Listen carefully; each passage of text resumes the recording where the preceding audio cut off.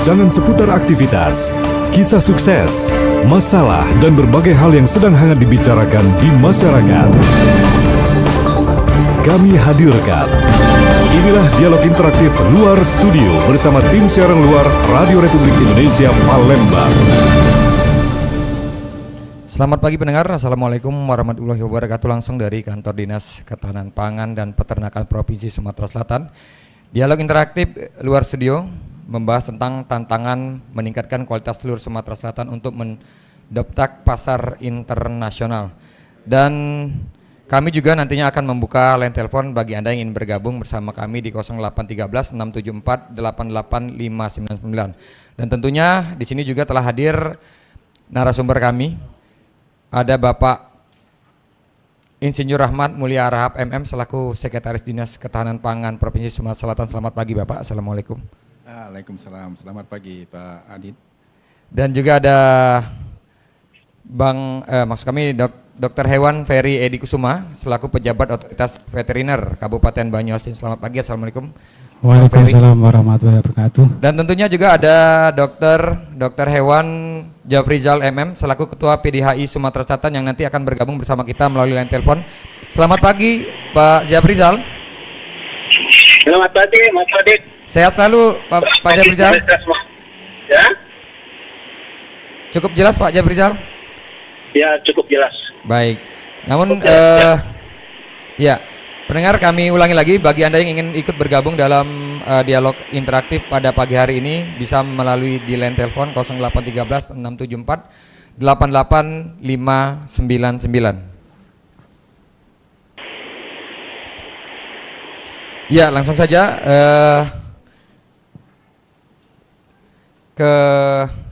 untuk mengupas lebih jauh terkait tantangan meningkatkan kualitas telur Sumatera Selatan untuk mendomta pasar internasional.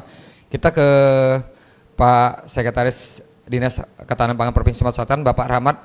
Pak Rahmat, mungkin bisa dijelaskan sejauh ini program-program apa saja yang telah dilakukan Dinas untuk meningkatkan produktivitas dan kualitas telur di tingkat provinsi ini, Pak. Terima kasih Mas Adit. Yang kami hormati seluruh pendengar radio RRI. Ya. Baiklah, mungkin untuk menjawab pertanyaan Pak Adit, ya, kami gambarkan dulu bagaimana sebenarnya beberapa permasalahan-permasalahan tentang telur di Sumatera Selatan. Ya. Gitu. Jadi nantinya kita tentunya akan melakukan tindakan atau kebijakan dari permasalahan-permasalahan tersebut. Ya. Secara garis besar, ada beberapa permasalahan yang kami catat di Sumatera Selatan khususnya tentang telur ini. Yeah. Yang pertama bahwa higienis atau sanitasi masih belum sempurna di peternakan kita. Dan juga ada beberapa penyalahgunaan bahan berbahaya. Dan yang ketiganya ada praktek pemalsuan. Nah, jadinya Mas Adit, kebijakan kita tentunya kan mengatasi permasalahan itu dulu. Jadi ada beberapa kebijakan yang sudah kita laksanakan untuk bagaimana mengatasi permasalahan-permasalahan yang kita sebutkan tadi. Yang pertamanya tentunya itu penerapan good farming practice atau GVF, di mana ini bagaimana cara beternak yang baik. Nah, itu kita sosialisasikan ke peternak, ada juga aturan-aturannya. Dan yang kedua yaitu bagaimana pengawasan kesehatan masyarakat veteriner dan penerapan higien dan sanitasi dengan menerbitkan NKP pada unit usaha budidaya petelur, gudang telur dan juga retail. NKP itu nomor kontrol veteriner. Dan yang ketiga itu penerapan atau pengawasan lalu lintas produk hewan. Dalam ini kita ada surat rekomendasi pemasukan, yaitu khusus telur, dan juga ada surat rekomendasi pengeluaran serta surat kesehatan produk hewan. Dan yang keempatnya itu ada sertifikat veteriner yang kita wajibkan mempunyai laboratorium gitu ya untuk jadi ini yang 4 ini. Jadi ini sudah rutin kita laksanakan di dalam hal peningkatan kualitas telur di Sumatera Selatan. Barangkali itu sementara dulu Pak. Pak, tadi Bapak menyebutkan bahwasanya adanya sertifikasi. Nah, kalau dari data yang kita input atau kita dapatkan, berapa pengusaha telur ini yang sudah tersertifikasi di Sumatera Selatan nih Pak? Sementara ini data usaha peternakan telur ini kita ada 30. Dari 30 ini 6 perusahaan sudah mempunyai NKP. Nah, jadi yang lainnya dalam proses. Nah, kalau boleh tahu Pak, tadi Bapak menyebutkan bagaimana koordinasi kita atau pantauan kita terkait bagaimana menjamin kualitas dari telur tersendiri. Nah, koordinasi kita dengan mungkin peternak dan juga untuk masalah vaksinasi ini seperti apa Pak? Yang jelas kan komunikasi 2 arah Pak ya. Jadi setiap ada peraturan yang baru tentunya kita sosialisasi kepada kawan-kawan kita peternak dan caranya itu banyak yang kita lakukan. Ada kita mengundang mereka pertemuan di dinas ini dan juga kunjungan kita ke peternak-peternak yang rutin kita lakukan dan tentunya juga mereka secara sukarela diskusi datang ke sini. Itu yang lebih sering kita lakukan gitu Pak. Baik, kalau boleh tahu Pak, seberapa besar sih usaha peternak telur di Sumatera Selatan cukup memenuhi kebutuhan masyarakat di Sumatera Selatan Pak? Kalau dari data BPS Pak ya, Pak Dit ya, Mas Adit, posisi populasi ayam petelur kita di Sumatera Selatan itu 8.800.000 sekian ekor. Nah itu kalau kita hitung berdasarkan layak tidaknya usaha peternakan ayam petelur itu, ya kita anggap rata-ratanya lah handai produknya atau produksi telur per harinya itu 90%. Jadi dari 8.800.000 itu akan kita dapatkan kurang lebih 554 ton per hari telur kita di sini. Nah itu produk yang luar biasa itu. Sedangkan konsumsi kita aja itu kita catat itu kurang lebih antara 150 sampai 200 ton. Jadi ada 300 ton kita surplus itu. Jadi kalau kita bicara bagaimana ini menjadi pendorong ekonomi sangat luar biasa. Pak, kalau untuk wilayah sendiri Pak, wilayah mana saja di Sumsel ini yang mendominasi produksi telur cukup tinggi Pak? Kalau dalam catatan kita memang produksi atau populasi peternakan ayam petelur itu hampir 80-90% Pak Peri ya. 70% ada di wilayah Banyuasin yang kalau lebih tepatnya itu Sungai Rengit sama Air Batu ya. Ya itu Pak kalau Baik Bang Ferry, nanti sebelum lebih jauh kita berdialog sama Bang Ferry, kita hubungin kita berdialog komunikasi dulu terlebih dahulu bersama Bapak Dr. Hewan Japrizal. Pak Japrizal? Ya, siap. Pak Japrizal, mungkin dari kita sendiri ini seperti apa nih Pak Japrizal? Apa saja sih peran dari PDHI Sumsel dalam memberikan pembinaan pelatihan kepada peternak telur di Sumatera Selatan?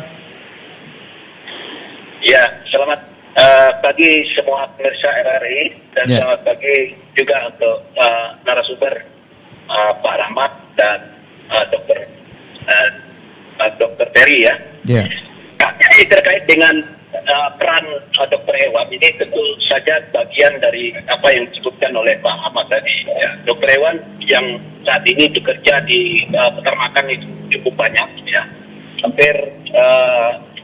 Hampir sekitar 30 orang itu bekerja di sektor peternakan, terutama di ayam, karena mereka itu tergabung di dalam asosiasi obat hewan. Nah, jadi di dalam asosiasi obat hewan itu ada dokter-dokter hewan yang bekerja di situ, dan di sini tentu saja apa yang disampaikan oleh Pak Rahmat tadi terkait dengan good farming practice, yaitu cara beternak yang baik itu memerlukan dokter hewan sebagai penanggung jawab teknis obat hewannya di sana. Kemudian juga terkait dengan NKP yang disebutkan itu juga harus ada dokter hewan yang menjadi penanggung jawab teknis obat hewan, dan bagaimana penggunaan obat residu obat ini harus diawasi oleh dokter hewan. Disinilah peran dokter hewan penanggung jawab teknis obat hewan di peternakan maupun di obat hewan, ya, distributor obat hewan. Nah, orang-orang yang bekerja, ya dokter hewan yang bekerja di peternakan dan di distributor obat hewan ini harus mendapatkan rekomendasi. Artinya rekomendasi izin praktek konsultatifnya itu dari perhimpunan dokter hewan Indonesia. Nah, disinilah kita tidak bisa melepaskan peran profesi ya, di dalam undang-undang juga mengatur demikian, karena ada program profesi yang membina anggotanya untuk melakukan kegiatan sesuai dengan etika kedokteran hewan ya. Etika kedokteran hewan ini adalah menjamin apa yang dilakukan tindakan adalah penyehatan, baik penyehatan kepada manusia maupun penyehatan atau pengawasan terhadap produk yang digunakan kepada efeknya kepada manusia. Contohnya seperti obat. Nah, pertimbangan pemberian obat itu memang mengacu kepada dosis tertentu yang harus dipertimbangkan kapan obat itu berakhir di dalam tubuh hewan dan bisa dikonsumsi manusia. Disinilah peran dokter hewan untuk memperhitungkan itu. Jadi kami sebagai organisasi profesi tentu saja mendukung keinginan oleh pemerintah untuk ekspor. Nah, tentu saja terkait dengan ekspor ini ada multiplier effect yang bisa kita dapatkan. Yang pertama adalah peningkatan produksi ya. Dapat kita meningkatkan populasi dan juga dapat meningkatkan pendapatan dari peternak itu sendiri, dan juga bagi negara itu bisa meningkatkan devisa, kan begitu. Jadi peningkatan produksi apa yang disampaikan oleh Pak Rahmat kita sudah over sebenarnya kalau untuk Sumsel sendiri ya, dengan populasi 7 juta itu ya, kalau kita hitung itu kan kalau 75% saja yang bertelur itu capai Pak Rahmat itu kita udah over, bisa 300 ton. Nah, 300 ton per hari ini menjadi hal yang menjadi perlu kita pikirkan untuk bisa terserap di pasar. Nah, salah satu yang dapat menyerap pasar itu adalah pasar ekspor. Maka untuk ekspor ada persyaratan-persyaratan yang harus kita penuhi ya. Persyaratan-persyaratan pertama itu terkait dengan masalah standarisasi. Nah, standarisasi ini yang pertama ini kan NKP apa yang disampaikan oleh Pak Rahmat tadi, 6 usaha kita itu kan sudah ada NKP kan. 6 itu, nah itu satu yang sudah memiliki NKP kelas 1 misalkan. Nah, ini yang bisa masuk ke ekspor. Dan juga jangan lupa bahwa kompartemen ini, bebas kompartemen penyakit menular. Penyakit menular ini ada 2 ya, penyakit menular AI dan penyakit salmonella. Dan salmonella AI ini persyaratannya ya harus ada dibuat sertifikasi pada peternak-peternak yang akan melakukan bebas kompartemen ini adalah good farming practice-nya. Nah, good farming practice-nya ini ada domainnya pemerintah kabupaten ya, pemerintah provinsi, pemerintah pusat. Nah, inilah pentingnya saya katakan kita menerapkan pembinaan untuk good farming practice ini untuk meningkatkan kualitas dari peternakan telur kita di masyarakat di Sumsel ini. Pak Japrijal, ini ya. Kalau kita melihat di Sumatera Selatan sendiri, apakah sejauh ini untuk peternak mungkin ya sudah lebih peduli untuk masalah kesehatan dari ternaknya yang berkaitan mungkin dengan unggas kualitas telur ini, Pak Japrijal?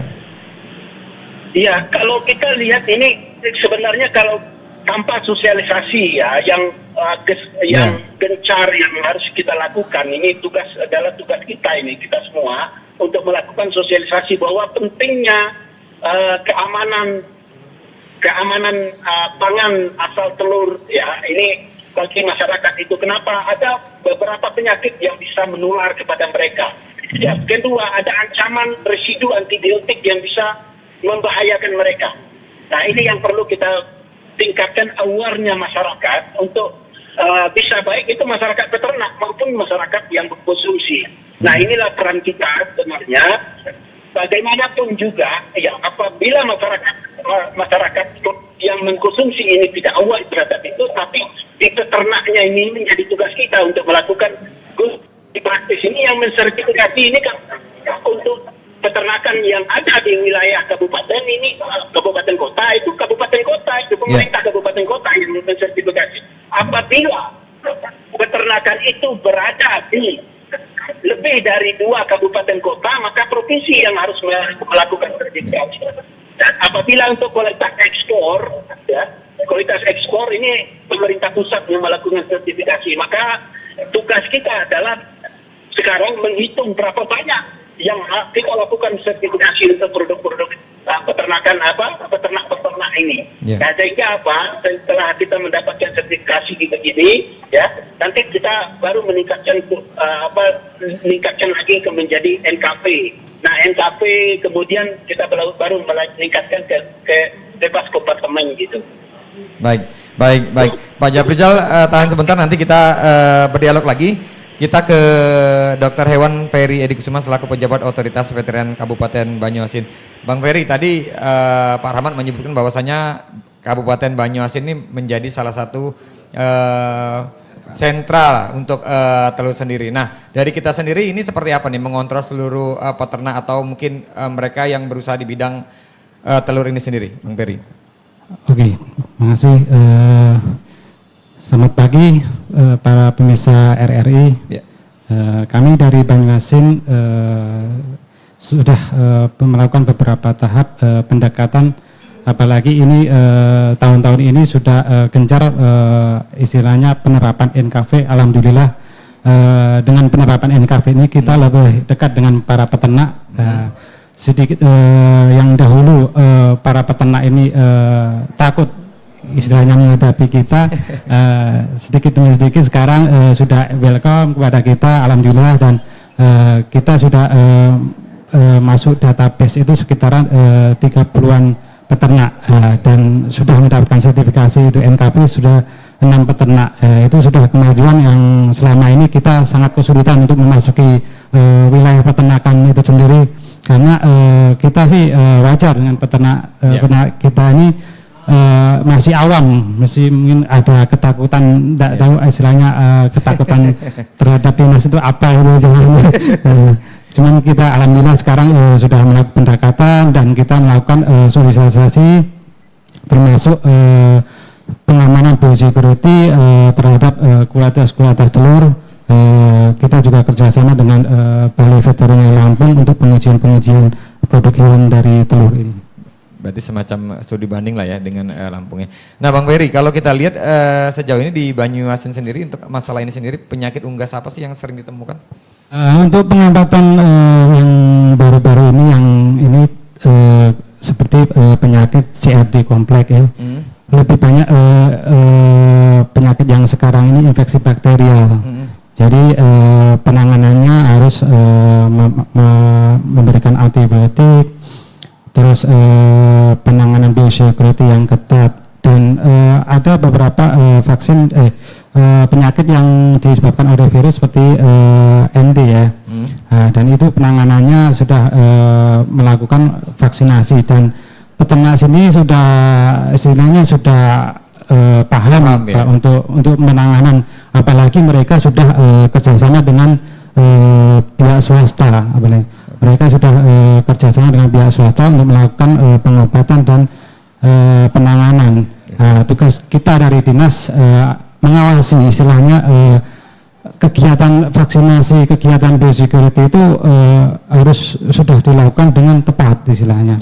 Nah, nanti dan penggunaan antibiotik juga kita melakukan pengawasan, dan dalam hal ini kita juga meminta bantuan dari Balai Veteriner Lampung yang bisa melakukan pengujian residu antibiotik tersebut. Jadi kita ada beberapa waktu kita melakukan pengambilan sampel, walaupun dari pihak mereka sendiri juga sudah mengirimkan sampel ke sana, tapi kita juga melakukan pengambilan sendiri istilahnya untuk pembandingan, compare apakah sama yang mereka lakukan dengan yang kita lakukan istilahnya. Nah, Bang Ferry tadi juga Dr. Japrizal menjelaskan terkait bagaimana antibiotik juga sangat berpengaruh ini. Ada yang berdampak positif atau mungkin negatif. Nah, di Banyuasin sendiri apakah sudah kita pernah menemukan masalah-masalah yang ditimbulkan dari antibiotik atau mungkin vaksin sendiri? Kalau efeknya ke manusia kan itu efeknya istilahnya tidak semerta kelihatan kan. Misalnya kan itu efeknya angka jangka panjang yang lama. Misalnya untuk ke manusia residu antibiotik apabila orang yang memakan itu mengandung antibiotik kan biasanya kalau dia kena penyakit agak susah diobati dengan antibiotik yang kandungan yang sama dengan itu. Itu masalahnya. Terus yang kandungan yang misalnya ada infeksi penyakit, misalnya dalam hal ini belum pernah kita ketemukan. Ya, alhamdulillah. Kalau peternak sih paham istilahnya untuk penyakit-penyakit mereka sudah aware, apalagi kalau sudah timbul penyakit mereka yang rugi sendiri, istilahnya produksi tetap turun gitu. Oke. Nah, yang berkaitan dengan tadi bagaimana kita mendorong peternak agar memang tetap aware terhadap kebersihan dan juga mungkin kualitas dari ayam sehingga menghasilkan telur yang baik. Nah, kalau dari kita sendiri, koordinasi kita dengan provinsi dan juga mungkin agar memang penjualan telur ini bisa terjamin untuk kesehatannya seperti apa nih dengan peternak telur sendiri? Makanya provinsi sudah gaungkan akan program NKV itu berjalan secepat mungkin istilahnya kan. Apalagi ini sudah terbit sertifikasi 6 peternak. Nah, dari 6 peternak ini mudah-mudahan yang peternak yang lain itu tergugah untuk ikut memproses perizinan sertifikat NKV ini. Karena kalau tidak mengajukan ini otomatis peternak itu tidak aware istilahnya masalah biosecurity, sanitasi, higiene. Apalagi mereka belum paham istilahnya sanitasi, higiene. Mereka hanya istilahnya peternak itu istilahnya melihara ayam. Yang penting itu dia tidak memahami bahwa lingkungan itu kotor itu berpengaruh untuk kesehatan ayam. Dia mereka tidak peduli. Apalagi sekarang biosecurity itu tidak dilakukan kayak dulu. Begitu wabah flu burung dulu, semua peternak itu sangat ketat sekali melakukan biosecurity. Hampir susah sekali untuk masuk ke situ. Nah, sekarang sudah wabah itu sudah hilang, mereka kembali lagi ke pemeliharaan awal. Mereka tidak menerapkan biosecurity, hanya beberapa peternak aja yang melakukan biosecurity. Jadi kita sudah dengan adanya NKV kita mewajibkan program biosecurity. Kalau tidak ada biosecurity, maka kita akan melakukan NKV. Baik, cukup jelas Bang Peri. Ya, pendengar, kami masih membuka line telepon bagi Anda yang ingin bergabung berkaitan dengan tantangan peningkatan kualitas telur di Sumatera Selatan. Dan kami membuka line telepon di 0813 674 88599. Namun kami akan melanjutkan dialog dan juga membuka line telepon setelah jeda iklan yang berikut ini. Gara-gara corona, semua jadi susah. Jualan susah, yang beli sedikit. Tapi itu kemarin, sebelum ada gerakan nasional bangga buatan Indonesia. Ibu lagi ngomong sama siapa sih? Pengen kasih tahu ke orang-orang itu loh, Nak. Program pemerintah yang satu ini itu benar-benar membantu usaha kecil kayak kita ini supaya bisa bangkit dari keterpurukan gara-gara si Covid. Kamu nggak lihat itu di IG? Wong Pak Gubernur yang ngendos jualan ibu kok. Ngendorse, Bu. Ya gitulah deh pokoknya. Tapi emang bener, Bu. Gerakan Nasional Bangga Buatan Indonesia ini dirancang oleh pemerintah untuk membantu para UMKM agar berhasil loh melalui masa sulit di tengah pandemi, Bu. Nah, ini juga sekaligus agar masyarakat kita mencintai dan menggunakan karya anak bangsa. Kok gitu ngobrol ya? Ibu kan lagi goreng pempek. Walah, kosong pempekku. RRI Digital. Nikmati kemudahan interaksi, partisipasi, dan kolaborasi dengan RRI Digital. Interaksi, dengar dan saksikan siaran langsung kami, daftarkan akun kamu, dan mulailah berinteraksi di setiap program dan konten kami. Partisipasi, kreasikan konten kamu dengan berita, podcast, vlog, film, musik, dan playlist. Kolaborasi, kami mengajak berbagai komunitas untuk berkembang bersama melalui digital platform. RRI Digital sekarang menghadirkan terobosan baru, workspace platform dan online learning platform dengan fasilitas-fasilitas unggulan, monitor impact dan outcome, meeting online, video conference, dan library. RRI Digital menghadirkan fitur-fitur untuk peningkatan interaksi, partisipasi, kolaborasi, workspace, dan learning. Yuk segera download RRI Digital. Anda masih mengikuti dialog interaktif luar studio bersama tim siaran luar Radio Republik Indonesia Palembang. Ya, pendengar masih dari Kantor Dinas Ketahanan Pangan dan Peternakan Provinsi Sumatera Selatan. Berkaitan dengan tantangan meningkatkan kualitas telur Sumatera Selatan untuk mendongkrak pasar internasional, masih kami buka line telepon bagi Anda yang ingin bergabung di 0813 6748 8599. Kita kembali ke Pak Rahmat. Mungkin Pak Rahmat dari Dinas Ketahanan Pangan sendiri seperti apa sih mendorong agar memang untuk penjualan atau penyaluran dari hasil produksi telur sendiri dapat terus meningkat, Pak? Terima kasih Mas Adit. Sebagai pihak pemerintah, beberapa hal sudah kita lakukan bagaimana kita bekerja sama dengan peternak, terusnya peternak ayam ras petelur di Sumatera Selatan untuk mendorong mereka meningkatkan produksinya. Tentunya seperti kebijakan kita tadi ada bagaimana sosialisasi cara beternak yang baik, jadi NKP, dan juga merekomendasikan bantuan-bantuan gitu ya, seperti yang pernah kita lakukan di tahun 2024 ini. Kita merekomendasikan mereka peternak ini mendapat bantuan jagung bersubsidi gitu ya. Jadi kita tahu bahwa jagung itu salah satu komponen ransum ayam petelur yang sangat penting gitu ya. Jadi kita kemarin merekomendasikan ada bantuan subsidi jagung yang kita harapkan ini mengurangi biaya produksi mereka gitu kan. Jadi baru seluruh hampir peternak yang ada di tempat Pak Peri itu kayaknya bergabung untuk mendapatkan itu ada berapa ribu ton jagung itu ya. Berarti merata Pak ya? Ya, jadi mereka melalui asosiasinya kita rekomendasikan. Itu saya kira sangat-sangat membantu untuk mempertahankan biaya produksi sehingga nantinya hasilnya tidak melonjak harganya sehingga hasil produksinya masih bisa dibeli oleh masyarakat kita.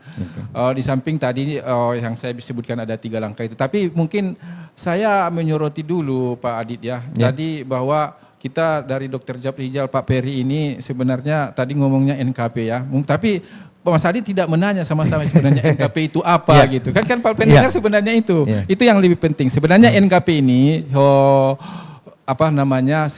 nomor kontrol veteriner kalau kepanjangannya. Tapi ini sebenarnya suatu cara dari pemerintah untuk mewujudkan jaminan keamanan produk hewan yang aman, sehat, utuh dan halal atau ASU bagi yang dipersyaratkan. Jadi ini NKP adalah sertifikat sebagai bukti tertulis yang sah yang telah dipenuhinya persyaratan higien dan sanitasi kandang itu tadi sebagai jaminan keamanan produk hewan pada unit usaha produk hewan gitu ya. Dan juga nomor kontrol veteriner ini diberikan dalam bentuk sertifikat oleh pejabat otoritas veteriner peternakan. Nah, ini yang perlu sebenarnya masyarakat kita tahu gitu ya. Jadi maksudnya kenapa? Kalau produk-produk itu tidak ada nomor kontrol veterinernya, ya mungkin kita tidak syaratkan mereka untuk membelinya kan gitu kan. Jadi kalau kita kan pihak yang pemerintah kan mendorong ini. Semua peternak kita yang tadi ada 30 itu untuk NKP itu, memiliki NKP ini. Kenapa penting? Nantinya produk-produk mereka itu kalau kita bicara produk hasil peternakan Pak, banyak itu kan daging, telur gitu nanti yang lain. Itu tidak akan bisa masuk retail atau pasar-pasar yang memang modern kalau tanpa NKP kan. Jadi kan rugi di mereka sendiri jadinya kan gitu. Jadi makanya kayak kita bilang ini mendorong semua usaha peternakan ini punya NKP. Itu memang bisa go internasional Pak. Dan internasional tentunya. Kalau internasional tambah lagi nanti seperti yang dibilang Dr. Japrijal tadi ada kompartemen lagi gitu kan. Tapi jangankan internasional, nanti lokal aja nggak bisa produknya itu. Dia hanya jadi jual pasar becek jadinya masyarakat yang tidak peduli dengan secara itu. Lokal Pak ya? Iya, jadi kita mendorong. Makanya kita tadi dari Dr. Peri, Dr. Japrijal kan semuanya konsennya NKP gitu kan. Gitu. Jadi Pak kalau kita berbicara mengenai masalah sertifikasi dan juga mungkin NKP sendiri Pak. Ketentuan-ketentuan apa yang diberlakukan untuk mereka bisa memenuhi standar atau sertifikasi ini sendiri Pak? Mungkin kalau itu tempatnya mungkin Bang Peri mungkin bisa dijelaskan karena memang di Banyuasin kan cukup banyak nih pelaku dan tentunya banyak tidak hanya yang mereka yang telah memiliki usaha telur, mungkin mereka yang baru akan mau berkembang atau mau memulai ini seperti apa nih Bang Peri?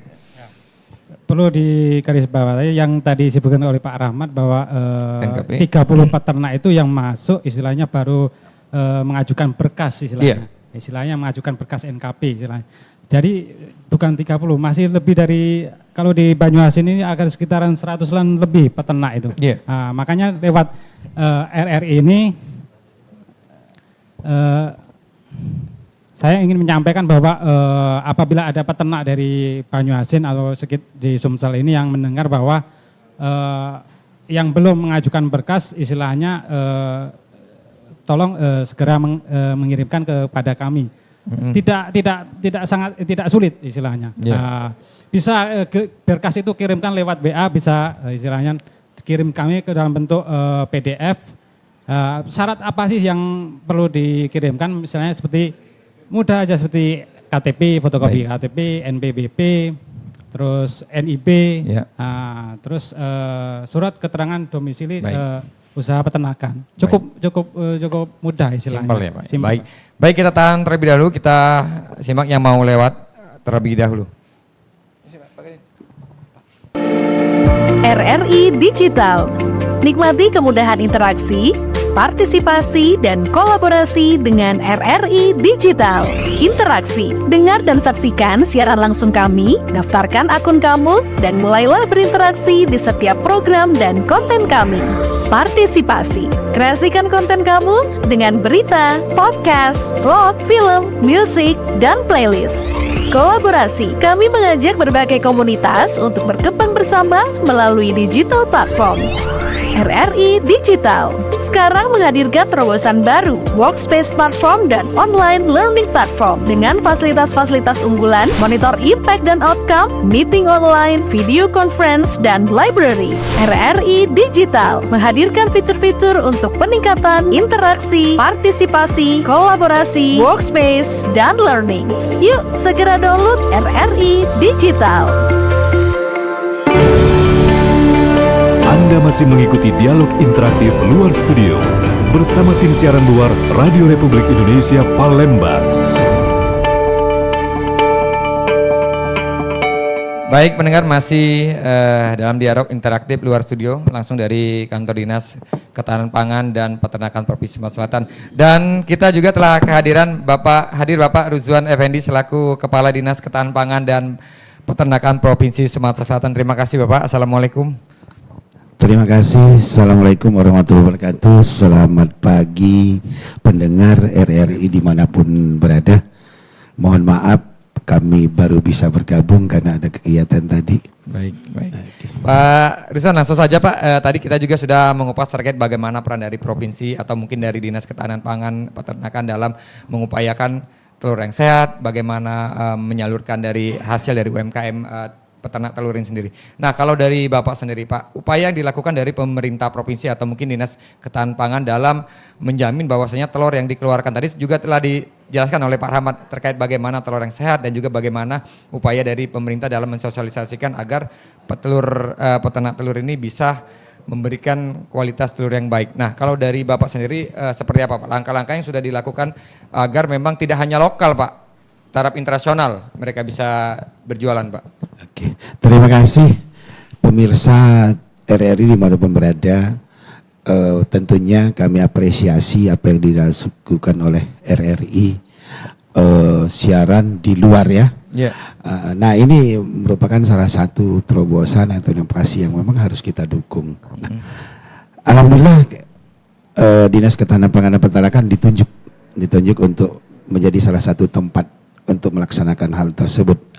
Ini apresiasi sekali lagi yang tinggi dari pemerintah maupun dari kami. Yang kedua, tentunya ucapan terima kasih bahwa kita sudah mensosialisasikan bagaimana yang namanya asuh, bagaimana yang produk kita harus sehat, higien sanitasi. Nah, inilah salah satunya kenapa kami sangat antusias untuk sama-sama ikut mensosialisasikannya. Perlu kami sampaikan bahwa di dalam usaha budidaya, apakah itu ayam petelur maupun ayam broiler, ada yang potong, inti utama dari itu adalah bagaimana higien sanitasinya. Higien sanitasi itu akan dikeluarkan oleh bentuk sertifikat atau nomor kontrol veteriner. Yeah. Tadi sudah dijelaskan mungkin oleh kawan-kawan bagaimana proses untuk NKP, bagaimana usaha yang bagus sehingga menghasilkan produk yang asuh. Ada 3 level dari NKP itu, level tingkat 1, tingkat 2, dan tingkat 3. Yeah. Nah, di samping kita akan selalu berusaha untuk melakukan atau berusaha yang sehat.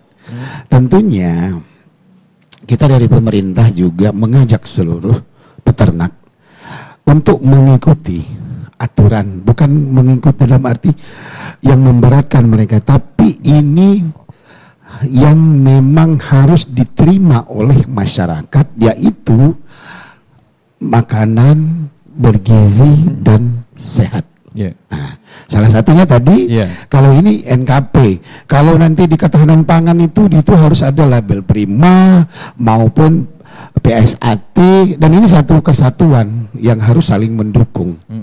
Nah, untuk kita, nah ini juga pemirsa RRI dimanapun berada, Sumatera Selatan melalui Dinas Ketahanan Pangan dan Peternakan kita sudah ada perusahaan yang sudah merintis untuk melakukan ekspor. Yeah. Nah, ini kita sangat-sangat dukung. Kenapa? Perut telur di Sumatera Selatan ini bulan Oktober saja kita sudah surplus 3.900 ton. Yang semuanya kita kirim atau kita ekspor ke Banten, Jakarta, dan Jawa Barat. Jawa Barat itu daerah-daerah Bekasi. Jakarta itu Jakarta Barat, Jakarta Utara. Kemudian wilayah Banten hampir semula, dari mulai Tangsi, Tangerang City, Tangerang Selatan, dan Kabupaten Tangerang menerima dari itu. Dari totalnya 3.900, sedangkan dan satu lagi Kepulauan Bangka. Nah, tentunya kami dari pemerintah dengan menjadi pusat budidaya atau produksi daripada telur ini, mengharapkan apa yang tadi sudah disampaikan oleh rekan-rekan tadi, mengharapkan bahwa berusahalah dengan mengikuti regulasi, dan salah satunya kita harus menghasilkan produk yang higien sanitasi, yang sehat, yang berkualitas, sehingga dimanapun produk kita akan kita promosikan, baik itu di intern atau di domestik maupun di luar, itu akan diterima dengan memenuhi syarat. Ya, syarat yang harus kita penuhi. Harus budidaya, harus kompartemen, dan harus sesuai dengan SOP, harus memelihara kesehatannya, kemudian disinfektannya, dan semuanya.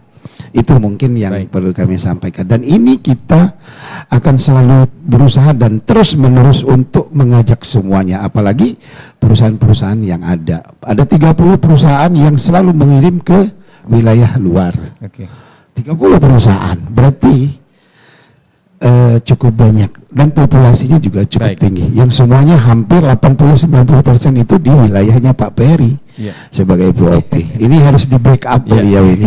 Itu. Pak, kita tahu sebenarnya ada pertanyaan dari penelpon dari Pak Setiadi di Pemulutan. Ini apakah Dinas Provinsi sendiri melakukan pelatihan untuk menciptakan peternak di Sumatera Selatan bisa lebih baik lagi nih, Pak? Oke, jadi untuk budidaya tentunya kita juga akan menyampaikan kaidah-kaidah bagaimana budidaya yang baik. Nah, tapi kita juga dibantu karena setiap kabupaten kota itu ada dinas teknis masing-masing. Nah, kalau misalnya kesulitan atau terlalu jauh berkomunikasi dengan provinsi, bisa saja langsung dengan kabupaten. Dalam hal ini Dinas Ketahanan Pangan dan Pertanian Kabupaten OI misalnya, itu bisa langsung berkomunikasi dengan mereka di bidang yang menangani peternakan dan kesehatan hewan. Tetapi kalau merasa bahwa main ke Palembang terus lewat kilometer 5 mampir aja langsung ke kantor. Insya Allah akan kami layani. Kami welcome, kami terbuka siapapun kalau memang untuk mendapatkan informasi kami siap. Karena kami adalah pelayan masyarakat. Siap ya Pak. Iya. Baik, kita ke Dokter Hewan Japrizal. Pak Japrizal, kalau boleh tahu ini kan tadi kita sudah mengupas bagaimana menciptakan telur yang baik atau mungkin berkualitas. Nah, tentunya upaya dari PDI sendiri untuk membangun jaringan pemasaran telur baik itu secara domestik dan internasional seperti apa, Pak Japrizal? Halo?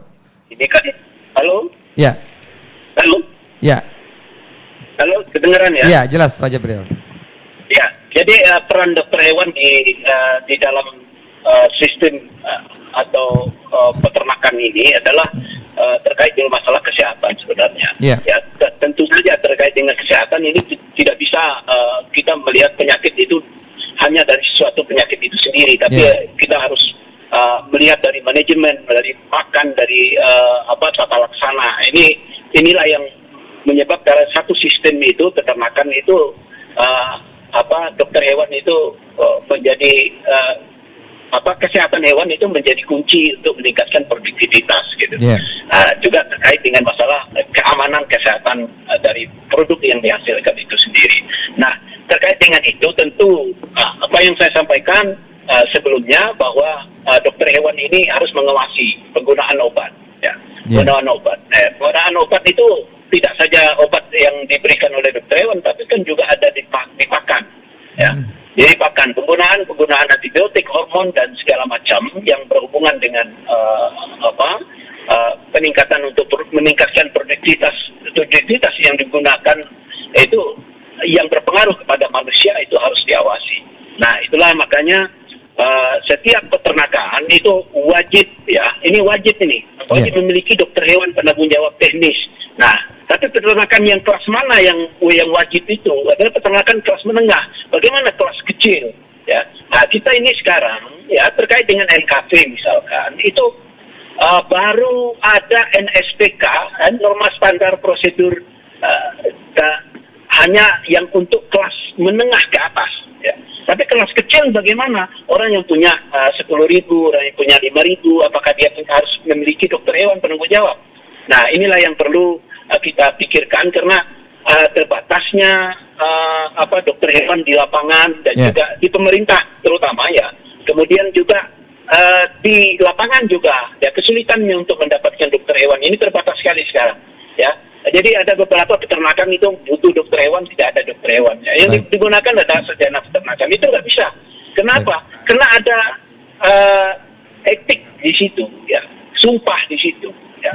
Harus dokter hewan yang mengawasi itu. Makanya kita ini tentu saja yang kita lakukan sekarang ini kita bolehkan dokter hewan yang dari obat ya sebagai dokter hewan penanggung jawab obat hewan di peternakan yang kita NKP sekarang ini ya. Tapi ke depan itu tentu saja peternakan itu harus memiliki dokter hewan tetap sendiri yang harus mengawasi peternakannya.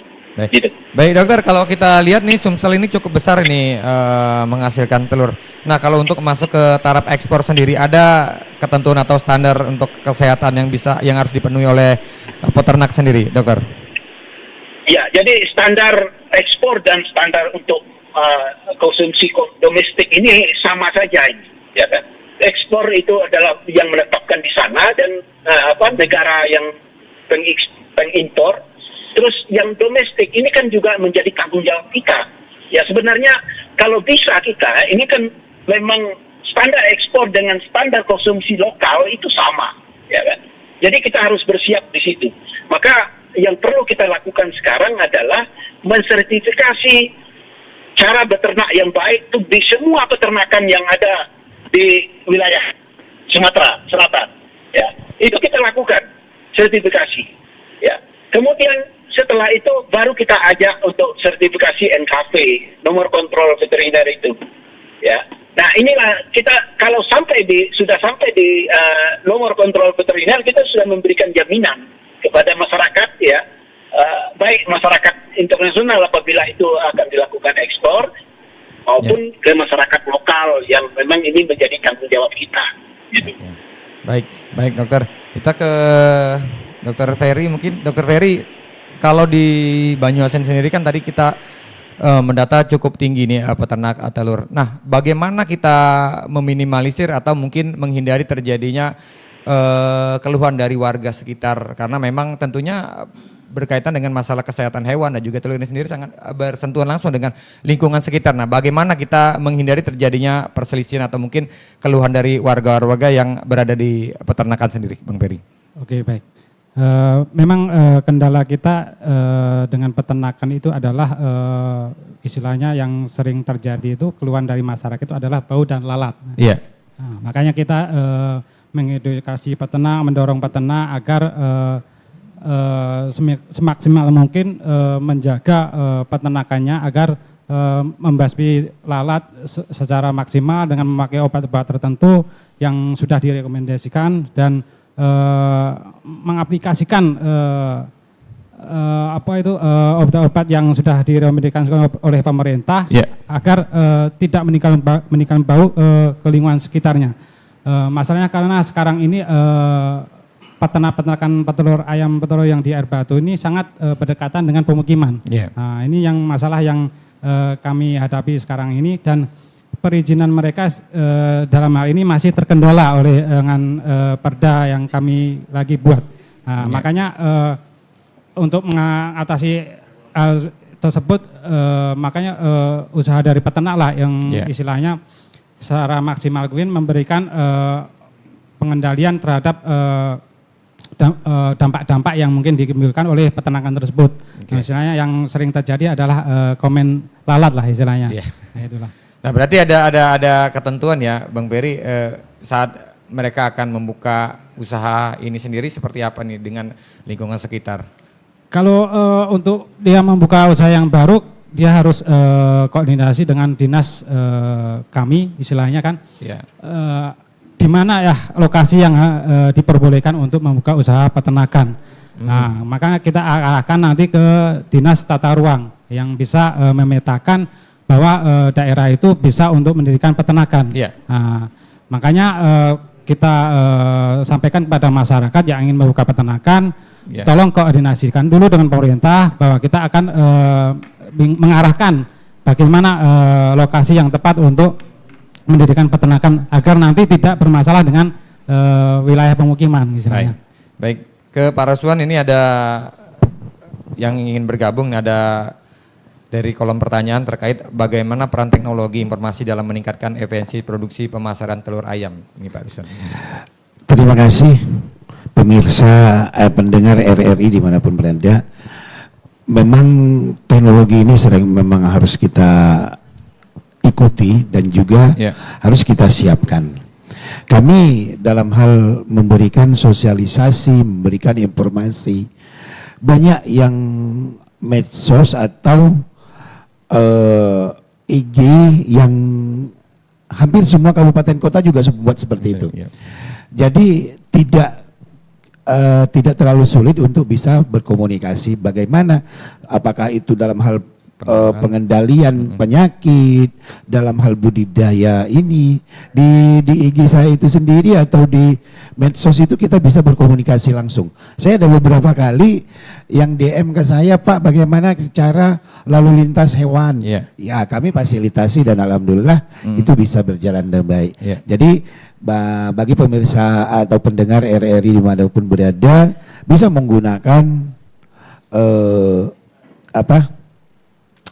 media sosial, apakah bentuknya IG, terus atau Facebook maupun satu lagi WA, boleh silakan. Karena ini merupakan media yang bisa kita manfaatkan. Nah, ada beberapa mungkin ini tambahan tadi bahwa memang kita sekarang dan akan ke depan itu sangat-sangat penting mengutamakan bagaimana masyarakat itu mendapatkan produk yang berkualitas. Yang berkualitas. Nah, ini yang kami akan mensosialisasikannya dan akan melakukannya, mengajak seluruh stakeholder dan juga tentunya bagi pemirsa pendengar RRI dimanapun berada, untuk juga menginformasikan kepada masyarakat lainnya, sehingga lebih cepat ini bisa disampaikan dan akan lebih cepat lagi masyarakat kita mendapatkan produk-produk yang bermutu dan berkualitas. Baik, ya itu tadi pertanyaan dari kolom komentar di YouTube dari Bimantoro Infantri yang sudah menanyakan bagaimana peran dari teknologi atau mungkin media dalam pemasaran atau mungkin produksi telurnya sendiri. Dan tanpa terasa pendengar, hampir 60 menit dialog kita pada pagi hari. Namun sebelum menutup perbincangan pagi hari ini, mungkin ada statement closing dari Bang Ferry terlebih dahulu. Mungkin ada yang ingin disampaikan untuk peternak dan juga mungkin masyarakat dan juga mungkin pendengar. Terima kasih kepada Mas Erik. Kami sampaikan kepada pendengar RRI, terutama wilayah yang kami bina yaitu Kabupaten Banyuasin. Kami mohon untuk peternak-peternak yang belum istilahnya untuk mendaftarkan NKV, tolong segera untuk mengirimkan berkas. Maka kami segera akan layani dengan baik dan kami tidak akan mempersulit istilahnya.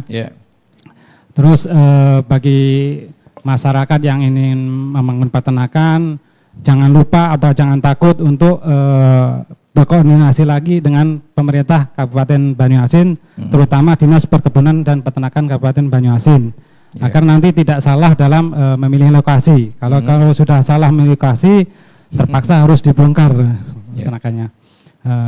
Terus untuk wilayah yang populasi ayam petelur yang cukup lumayan besar di Air Batu, kami informasikan bahwa kami sedang berusaha untuk istilahnya membuat sebuah kawasan peternakan ayam petelur. Nah, kami mohonkan agar segera melalui tahap yaitu mendaftarkan NKV untuk selanjutnya untuk mengurus izin. Baik. Dalam izin ini ya, SKP tadi ya. Ya langsung saja ke Pak Japrizal, mungkin ada statement closing yang ini sampaikan untuk peternak dan juga mungkin masyarakat mungkin yang ingin membuka usaha ini, Pak Japrizal. Ya, yang pertama yang ingin saya sampaikan bahwa potensi peternakan kita ini sangat besar dan kita tidak perlu membatasi untuk produksi apabila kita telah membuka pasar ekspor ya.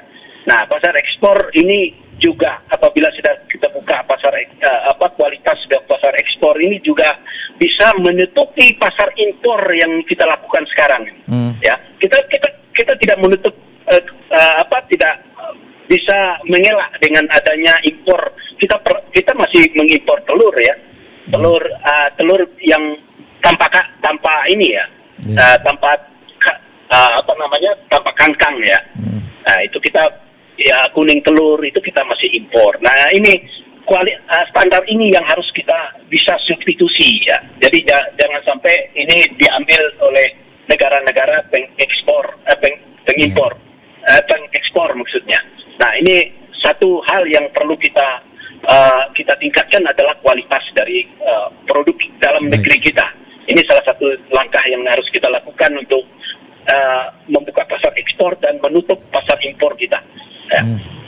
Yang kedua, ini bagi pemerintah kabupaten ya, kabupaten terutama ini yang terkait dengan masalah pembinaan yang ujung tombak pembinaan ini perlu meningkatkan SDM-nya ya, baik itu kualitas maupun ya, dari kuantitas. Nah, kalau kita lihat ini di Banyuasin ini alhamdulillah tahun ini ada dokter hewan yang masuk ya, kalau tidak salah 2 orang. Nah, ini bisa menambah daya gedornya dari Kabupaten Banyuasin untuk membina peternak itu. Dan saya berharap ini semua peternak itu harus dilakukan sertifikasi good farming practice-nya, cara beternak yang baik dulu yang harus dilakukan pembinaannya. Kalau NKP nanti setelah dilakukan itu, maka NKP-nya itu tinggal sedikit saja terkait dengan izin sanitasinya saja.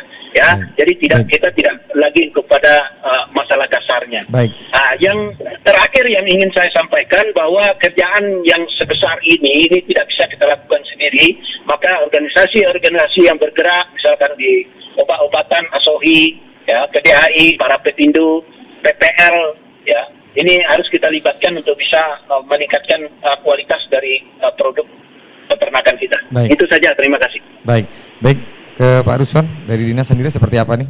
Terima kasih. Jadi tadi sudah disampaikan Pak Dr. Ferry, kemudian dari Pak Zab.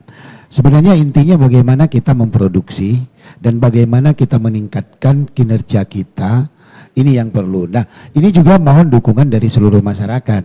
Kami akan berusaha semaksimal mungkin untuk kita dalam hal baik itu persiapan, monitoring maupun evaluasi yang kita lakukan ke depan. Intinya adalah bahwa pemerintah Sumatera Selatan melalui Dinas Ketahanan dan Peternakan akan selalu memberikan pelayanan terbaik kepada masyarakat dan menghimbau kepada seluruh peternak atau pedagang untuk selalu memperhatikan hal-hal tersebut. Dan yang terakhir, agar petugas-petugas di lapangan dan juga masyarakat yang ada di lapangan untuk selalu berkolaborasi dan bertanya kepada orang-orang atau petugas. Kita punya 208 petugas pendamping pendamping teknis peningkatan produksi peternakan. Baik. Yang tersebar di setiap kecamatan. Itu juga bisa dimanfaatkan. Baik. Di samping itu juga kita langsung bisa ke kantor, bisa menanyakan bagaimana untuk mendapatkan hasil daripada produk kita dalam bentuk sertifikat NKP maupun tentang bagaimana budidaya yang baik. Good practice tadi itu. Itu mungkin yang perlu harus kita sampaikan, dan pendengar RRI dimanapun berada, kami sebagai pelayanan masyarakat siap untuk melayani dan memberikan informasi yang terbaik kepada seluruh masyarakat. Baik pendengar, terima kasih terus bergabung bersama kami dalam dialog interaktif luar studio. Tantangan meningkatkan kualitas telur Sumatera Selatan untuk mendemtak pasar internasional, dan kami juga ucapkan terima kasih kepada keempat narasumber kami. Ada Bapak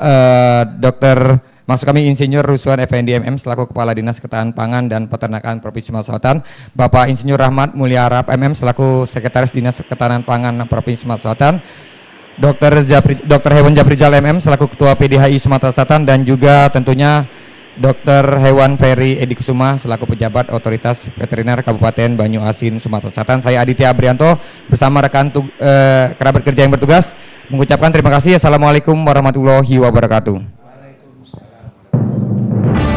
Anda baru saja mengikuti dialog interaktif luar studio bersama tim siaran luar Radio Republik Indonesia Palembang. Terima kasih atas perhatian Anda dan sampai jumpa. Kanal Informasi